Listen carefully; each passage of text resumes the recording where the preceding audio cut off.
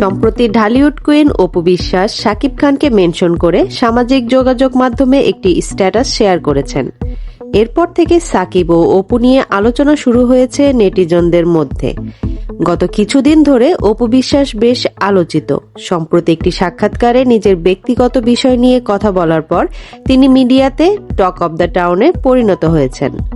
অপু বিশ্বাসের নতুন পোস্টটি আরও বাড়িয়ে দিয়েছে সেই আলোচনার তীব্রতা।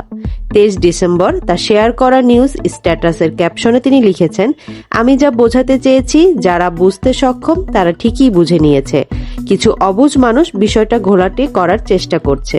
এরপর তিনি প্রাক্তন স্বামী শাকিব খান ও ছেলে আব্রাহাম খান জয়কে লাল রঙের ভালোবাসার ইমোজি মেনশন করেছেন।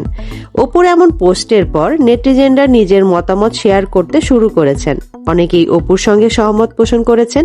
নির্মাতা দেবাশিস বিশ্বাসও অপুর স্ট্যাটাসের মন্তব্য করেছেন। তিনি লিখেছেন, বোঝার ক্ষমতা সবার নেই, তারা বুঝেও বুঝে না, বোঝার ভান করে।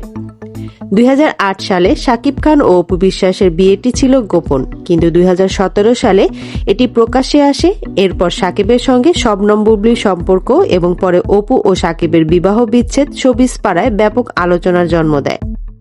এখন অপু বিশ্বাসের এই নতুন স্ট্যাটাস আলোচনার নতুন দিগন্ত খুলে দিয়েছে, আর এটি আরও একবার শাকিব অপু সম্পর্কের দিকে নজর আকর্ষণ করেছে।